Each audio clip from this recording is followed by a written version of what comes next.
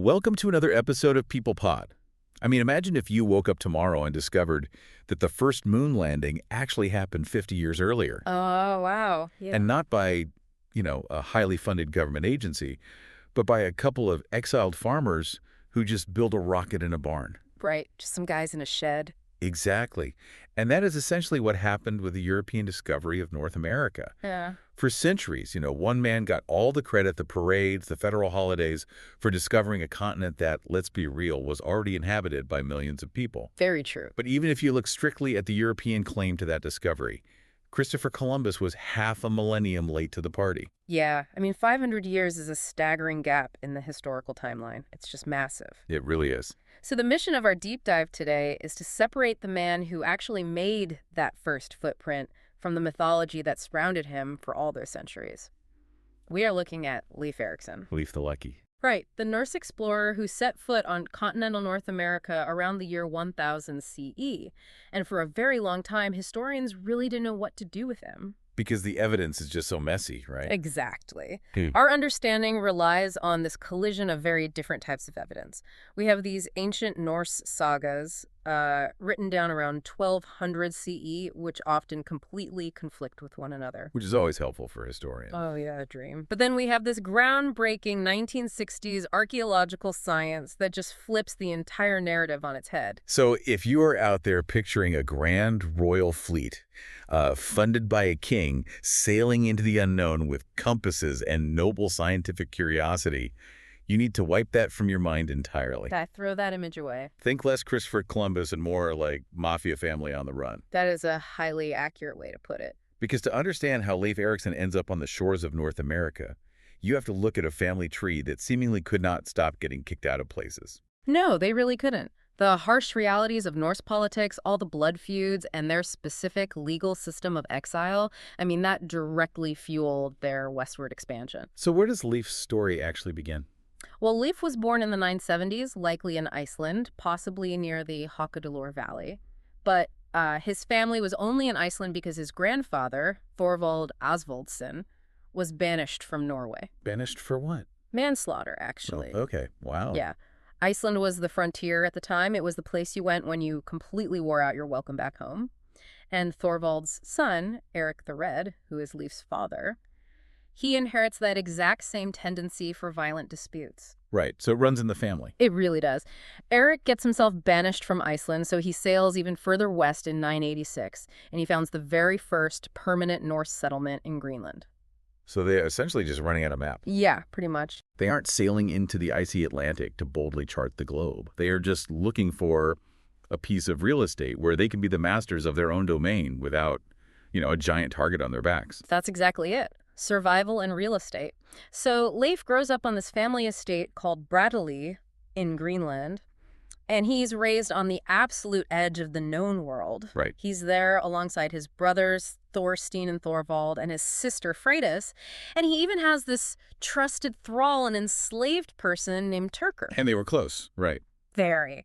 Turkur is so close to the family that Leif actually refers to him as his foster father. I'm stuck on the logistics here, though. You have a guy living on a glacier in Greenland.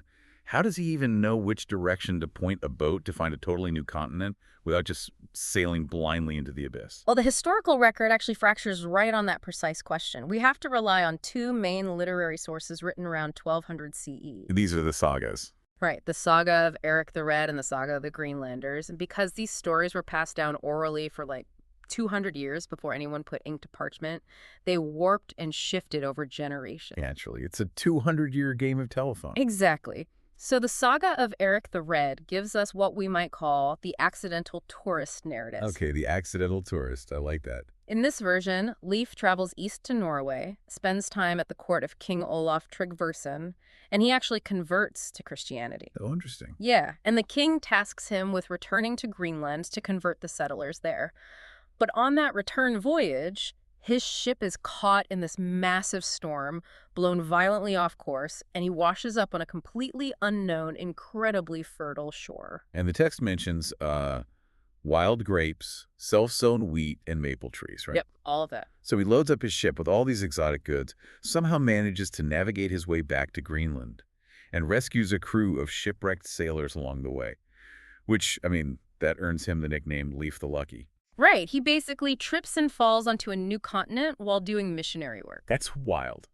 But the other text, the Saga of the Greenlanders, it completely rejects that version of events. Completely. It presents a much more calculated expedition. In this saga, Leif isn't the first one to see the land at all. Wait, really? Who was? Another sailor named Bjarni Herdolfsson, he had gotten lost in the fog about 15 years prior and actually spotted this mysterious coastline. But he didn't stop. No, Bjarni never actually disembarked. He looked at the trees, realized it definitely wasn't Greenland, and just sailed away. Okay, that is just infuriating. You see a whole new continent and just keep driving. I know, right? But Leif hears this story, and he basically buys Bjarni's actual ship, gathers a crew of 35 men, and deliberately retraces that route in reverse. It is a highly intentional voyage. And there's that detail about his dad, too. Oh yeah, the saga includes this fantastic detail about Eric the Red. Eric was actually supposed to lead this epic journey. But he didn't go. No, because on the ride down to the ship, his horse stumbles and he falls off. You're kidding. Nope. And Eric interprets this as a terrible omen, declares he is not meant to discover any more lands, and just stays home. So Leif takes command. Wow. So one version says he's a lucky accident fueled by a storm, and the other says it's a deliberate hunt using a secondhand boat and a verbal map. Exactly. And we have to recognize them as works of literature with specific agendas. The actual truth of the discovery likely merges elements of both. Okay, so regardless of the initial spark, he arrives and starts mapping the coastline. And following the saga of the Greenlanders, Leif is extremely literal with his naming conventions. Very literal. He hits a desolate rocky landscape, which is likely modern-day Baffin Island, and calls it Helluland, which just translates to flat rock land. Yeah, not very creative. No, not at all. No. Then he pushes further south, finds a heavily forested area, probably Labrador, and calls it Markland, or forest land. Yep. But then they hit the jackpot. They find this verdant area with a mild climate and salmon in the rivers. And Turkur, the foster father, wanders off, and when they find him, he is holding wild vines and grapes. So Leif names the region Vinland, or Wineland. And they even build a small winter settlement there that later visitors call Leif's Bootier, meaning Leif's booths. Okay, but I have to push back on the name Vinland entirely. Oh, why is that? Well, we just established his father, Eric the Red, discovered a massive, inhospitable glacier and named it Greenland specifically as a PR stunt to trick people into moving there. That is true. It was ancient marketing. Right. So it seems highly probable Leif was pulling the exact same marketing scam. Like, come to Wineland, guys. We have grapes. That's a really fair point, actually. But naming it Vinland does carry massive implications. The specific detailing of grapes and vines in the sagas and the actual cargo they bring back, it forces us to consider the environmental reality of the time. What do you mean? Well, either the climate during that period was significantly warmer, which would allow wild grapes to grow much further north than they do today. Okay, that makes sense. Or Leif's crew sailed substantially further south down the North American coast than initially assumed, reaching areas where grapes naturally flourish. I see. But for centuries, this whole narrative, grapes or no grapes, was treated by the rest of Europe as just a campfire story. It was a legend written on old parchment with zero physical proof. Until the 1960s. Right, when hard science finally catches up to the mythology. Exactly. The shift from literature to archaeology happens thanks to a Norwegian explorer named Helge Ingstad and an archaeologist named Anne Stein Ingstad. And they actually went looking for it. They did. They scoured the coastlines based on the saga descriptions and discovered the physical remains of a Norse settlement at the northern tip of Newfoundland, a site called Meadows. They excavated the outlines of timber and sod buildings that perfectly matched Norse construction techniques from that exact era. But the dating of this site is where the scientific breakthrough becomes truly phenomenal. Yeah, this part blew my mind. Right. They didn't just carbon date the wood to a rough century. They used a highly specific anomaly in atmospheric carbon to lock down the exact year the Norse were chopping wood at that site. And that year was? 121 CE. 1021. I mean, pinning an archaeological find from a millennium ago down to a single calendar year sounds impossible. The mechanism behind that is what fascinates me. How does an anomaly give us the year 1021? So it relies on a cosmic ray event that occurred in the year 993 CE. A cosmic ray event? Yeah, like a massive solar storm. That event caused a massive global spike in atmospheric carbon-14, which was then absorbed by trees all over the world, leaving a distinct chemical signature in one single tree ring for the year 993. Right, so when scientists examined the wooden remains at Meadows, they found that specific 993 signature ring inside the timber. And because trees grow exactly one ring per year... They just counted them. Exactly. The scientists simply counted the rings outward from that anomaly. They counted exactly 28 rings before reaching the bark, which represents the year the tree was chopped down. So 993 plus 28 gives you the absolute definitive year of 1021 CE. That is just a brilliant piece of detective work. I mean, it fundamentally drags Leif Erikson out of the realm of folklore and cements him as a confirmed historical figure. Oh, absolutely. He proves the concept survives the winter in North America, packs up his timber, and sails back to Greenland. So my big question is, why aren't we all speaking Old Norse in North America today? That's a great question. If he found this incredible resource-rich land, they should have established a sprawling permanent colony. What happened? Well, for Leif personally, duty pulled him away. Right around the year 1000 CE, his father Eric died, elevating Leif to the position of paramount chief of the Greenland settlement. Ah, so he got promotion. A big one. He had political and social responsibilities that bound him to his home. And the sagas actually highlight how deeply bound he was to the rules of his era. There's a story about his time in the Hebrides, off the coast of Scotland. What happened there? He had a romance with a noblewoman named Thorgunna, which resulted in a son named Thorgils. Yet Leif absolutely refused to take Thorgunna back to Greenland with him because he hadn't secured her family's formal permission. So even though his family is famous for being outlaws, he's a stickler for the rules. Yes.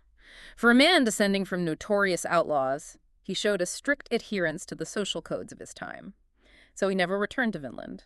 But Leif stays behind, and his siblings take up the mantle. Right. We see subsequent expeditions led by his brother Thorvald, and later by Thorfinn Karlsefni, alongside Leif's sister Freydis. And this is where we hit the brutal reality of first contact. Yeah, this is the dark turn. It thoroughly answers why the settlements ultimately failed, because the land wasn't empty. No, not at all. The Norse encountered the indigenous populations of North America, whom they described in the sagas using the derogatory term skrælingi. Which means? It translates to wretches. So that shows you the mindset right away. The interactions were catastrophic almost immediately. The saga of the Greenlanders details how Leif's brother, Thorvald, was exploring the coast and discovered 9 indigenous people sleeping under their skin boats. So sleeping there. Yes. And in an entirely unprovoked attack, Thorvald and his men slaughtered 8 of them. One managed to escape. I mean, you cannot start a relationship with a new civilization by murdering them in their sleep. It is a completely suicidal strategy. It really is. When you think about the logistics of their situation, they are sitting at the very end of a fragile supply chain, stretching from Vinland to Greenland, then to Iceland, and finally back to Norway. Right. Thousands of miles. It's the medieval equivalent of trying to establish a lunar base where your only resupply rocket takes years to arrive. They are vastly outnumbered, yet they instigate a war. And the reprisal was swift and decisive. The indigenous population retaliated, and during the battle, Thorvald was struck under the arm by an arrow. Poetic justice. Yeah. As he lay dying, he reportedly pulled the arrow out and spoke his famous last words. "This is a rich country we have found. There is plenty of fat around my entrails." Oh, wow. That is incredibly graphic. It is. But when we read a highly poetic macho death scene like that, we have to consider why the 13th century saga writers included it. To make him look good. Exactly. It was a literary device designed to make their ancestors look fiercely honorable and unbothered by death to a medieval audience. But practically speaking, the hostile relations made permanent settlement impossible. They just couldn't hold the territory. Right. A tiny, overextended colony couldn't survive under constant siege. After a few years, they abandoned the Vinland settlements, likely only returning sporadically to harvest timber. The dream of a Western empire died right there. So they pack up, they sail back, and essentially slam the door shut behind them. And the sheer magnitude of that discovery just evaporates from the broader European consciousness. Just fades away. Columbus sails in 1492, claims all the glory, gets the cities named after him, and dominates the historical narrative. So how does Leif Erikson suddenly get a massive public relations resurrection in the modern era? We have 19th and 20th century immigration to thank for that. Really? How so? Well, huge waves of Nordic immigrants were arriving in the United States, facing discrimination and struggling to assimilate into the American fabric.